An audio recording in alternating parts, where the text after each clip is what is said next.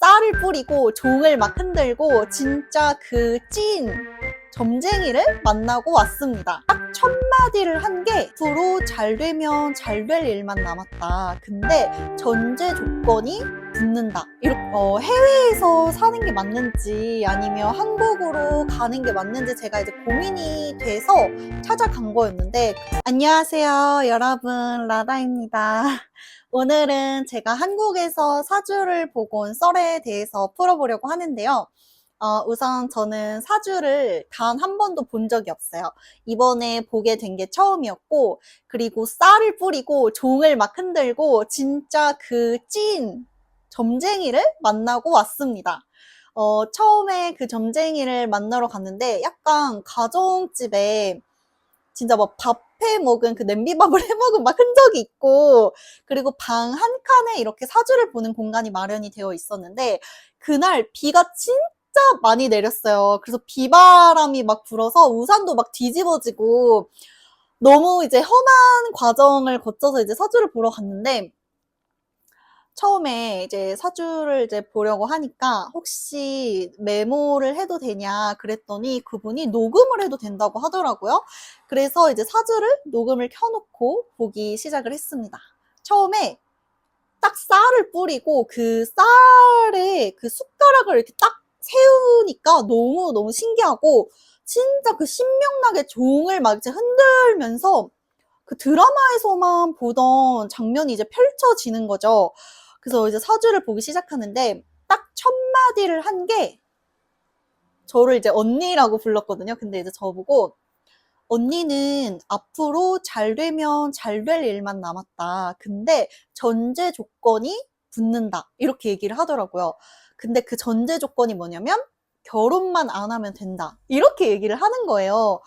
그래서 결혼만 안 하면 된다는 게 무슨 뜻이냐 그렇게 물어보니까, 저는 혼자 살아야지 길을 펼치는 사주를 갖고 있는데, 결혼을 하게 되면 그 결혼을 하는 사람한테 저의 건강과 그리고 저의 모든 운, 재물 이런 걸 다 빼앗긴다는 거예요.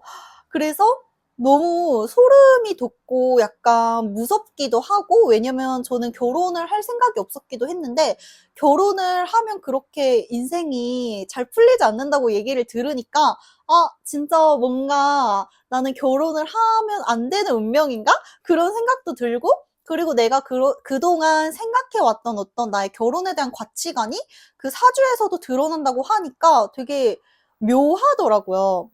그리고 이제 저한테 제가 남자 사주를 갖고 있어서 남자가 꼬이지 않는다, 여자들만 꼬인다, 이런 이야기를 또 하는 거예요. 물론 저는 사주를 맹신하지 않고 그냥 재미삼아 본 거긴 한데, 그 사주에서 말하는 저의 성격이나 제가 살아왔던 그 환경에 대해서 이야기를 하는 게 너무너무 정확한 거죠.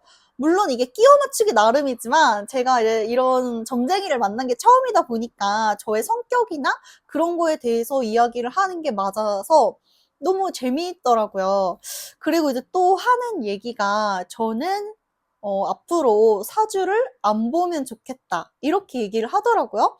그래서 사주를 안 보면 좋겠다는 게 무슨 말이냐 하니까, 저는 혼자서도 너무 잘 살고 혼자 살아도 그 본인의 가치관이나 신념이 너무나 강하기 때문에 사주를 봐도 그 점쟁이의 말을 듣지 않는다는 거죠.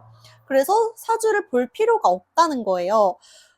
그래서 뭔가 사주를 보면서 되게 객관적으로 누군가가 저의 성격이나 저의 타고난 그런 성질이라고 해야 될까요? 그런 거를 이제 막 얘기를 해주니까 저를 되돌아보는 기회를 가질 수 있어서 좋았고, 그리고 이제 해외에서 사는 게 맞는지 아니면 한국으로 가는 게 맞는지 제가 이제 고민이 돼서 찾아간 거였는데, 그 부분에 대해서도 저는 해외에서 살아야지 길을 뻗치는 사람이라는 거예요. 한국에서 살면 길을 뻗지 못하고 한국의 정서하고 잘 맞지 않아서 해외에서 사는 게 더 좋다. 그리고 물이 있는 곳에서 살아야 한다. 이런 식으로 얘기를 또 해주더라고요.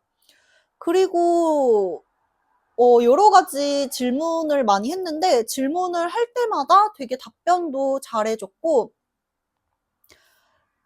인생을 좀 살면서 그동안 여러 우여곡절이 있었지만 유독 올해 새로운 인연도 많이 만났고 그리고 구설수도 많이 올랐고 되게 낯선 사람하고 엮이는 일도 굉장히 많았다라고 이야기를 하니까 그런 과정을 통해서 사람을 좀 거르라는 뜻이래요. 그래서 오는 사람을 다 이제 갖지 말고 이 기회를 통해서 새로 만나는 사람을 통해서 새로운 관계를 형성하는 것도 맞지만 사람이 새로 다가온다고 무조건 그 사람들을 다 이제 열린 마음으로 품지는 말라는 거죠. 그래서 이 시기를 통해서 원래 알던 사람들하고도 관계가 정리가 되고 그리고 새로운 사람을 또 알게 되면서 그 새로운 사람들하고 또 새로운 인간관계를 형성을 하는 시기라고 하더라고요. 그리고 올해까지는 운이 없다는 거예요. 운이 전혀 없어서 제가 뭘 도전하고 새로 해도 그게 잘 안 될 거라고 얘기를 하더라고요. 많이 힘들 거라고 하더라고요. 근데 뭐 끼워 맞추기 나름이지만 그동안 제가 뭐를 해도 잘 안 되고 뭔가 일이 더 망쳐지는 것만 같고 그랬는데 그렇게 이야기를 하니까 진짜 운이 없어서 그런가? 그래서 이제 올해는 운이 없으니까 그냥 본인을 좀 되돌아보고 혼자만의 시간을 많이 가지면서 좀 쉬어가는 시간을 가지라고 하더라고요. 그리고 여태까지 이렇게 힘든 과정을 겪었고 조금만 힘든 거를 참으면 앞으로 더 좋아질 일만 남았기 때문에 지금 이 힘든 시기를 잘 견디라고 조언을 해줬어요. 그래서 사주를 보면서 느낀 게 뭔가 제가 저 이런 거 고민이 되는데 어떤 결정을 할까요? 이런 거를 물어보러 간 거는 아니었어요. 그냥 저의 타고난 성향이 어떤지를 알고 싶었고 제가 해외에서 살면 좋은지 아니면 한국에서 살면 좋은지 그게 어떤 게 더 잘 맞는지 타고난 기운이 있는 건지 그런 거를 이제 좀 확인을 하고 싶었는데 그런 부분에 대해서는 어느 정도 이제 해소가 됐고 그리고 올해 조금 힘들고 잘 풀리지 않는 일에 대해서도 제가 어떤 마음으로 그런 어려운 상황들을 부딪혀야 되는지 용기를 주는 말을 많이 해주셔서 되게 좋았습니다. 그래서 그분이 하신 말이 제가 잔정이 많아서 사람하고 관계에 있어서 아주 사소한 거로도 스트레스를 많이 받는다고 하더라고요. 근데 진짜 맞거든요. 남들이 하는 말이나 행동, 진짜 사소한 거에도 괜히 의미 부여를 하고 신경을 써서 제가 스스로가 고통받는 스타일이거든요. 근데 이제 그런 부분을 맞춘 것도 너무 신기했고, 그리고 제가 생각이 너무 많아서 어떤 것을 도전하는데 시간이 너무 오래 걸린다는 거예요. 그래서 생각을 하다 보니까 아, 이렇게 해서 뭐가 잘 안 되면 어떡하지? 저거를 살까 말까 고민하면서 아, 이거 얼만데 이거 돈을 쓰는 게 맞는 건가? 이런 고민도 하고 그래서 생각을 조금 줄이면 어떤 것을 도전하는 데 있어서 훨씬 추진력이 붙는다는 거죠. 그래서 이것저것 여러 가지를 많이 도전해 보면 좋겠다. 이런 말씀을 또 해주시더라고요. 그리고 저는 자기 반성을 굉장히 잘하는 사람이기 때문에 제가 어떤 길로 갔을 때 그 길이 잘못됐다는 것을 깨달으면 올바른 길로 되돌아가는 방법을 아는 사람이라고 이제 말씀을 해주시더라고요. 그래서 어떤 것을 했을 때 틀려도 올바른 길이 아니라도 돌아가는 방법을 알고 그게 잘못됐다는 것을 깨달을 수 있는 사람이기 때문에 어떤 일을 도전하거나 어떤 어려움을 극복해낼 때 어떤 상황을 직면하고 부딪히는 거에 망설임을 조금 줄이면 훨씬 더 좋을 거라고 이야기를 해주셨습니다. 그래서 용기를 많이 얻었고 제 속마음을 좀 편하게 진짜 하고 싶은 말을 다 해서 누군가가 나의 이런 서러움, 하소연을 좀 들어줬으면 좋겠었는데 그런 부분도 이제 해소가 돼서 저는 첫 사주였지만 굉장히 만족을 했어요. 그리고 그분이 저한테 유튜브를 하는 거 되게 추천한다 이렇게 얘기를 했거든요. 그리고 이제 뭐 갑상선이나 자궁 쪽의 건강을 조금 주의해라 이런 이야기도 하고 그리고 내년 구정이 지나고 운이 조금 이제 바뀌는 시기이니까 그때는 이제 조금 더 도전적이고 좀 성과를 원하는 일을 도전해도 괜찮다 이렇게 말씀을 해주셨고 그리고 그 미국 주식이나 이런 거를 배우거나 아니면 부동산 이런 걸 공부를 하면 좋을 거다 이런 얘기를 했는데 사실 그런 부분에 대해서는 좀 안 맞는 것 같아요. 근데 저의 성향이나 아니면 제가 살아왔던 그런 환경, 저의 그런 성격들, 그리고 제가 세상을 대하는 태도, 이런 거에 대해서는 잘 맞춰서 괜찮았어요. 근데 이제 제가 이 사주를 다른 친구가 본 거를 보고, 이제 저도, 그러니까 다른 친구가 보고, 제가 보고, 그리고 제가 본 다음에 또 다른 친구가 이 사주를 봤는데, 세 명한테 한 말이 다 비슷한 거예요. 그래서, 어떻게 다 다른 사람인데 사주 내용이 다 비슷하지? 약간 의구심이 들었고, 그리고 이 사주를 본 곳은 아니고, 다른 곳에서 사주를 본 친구도, 이런 이야기를 한 게 또 비슷하더라고요. 그래서, 아, 사주에서 말하는 게 다 비슷한 건가? 아니면 제가 이제 94년생인데, 94년생한테 이야기하는 게 다 비슷한 건가?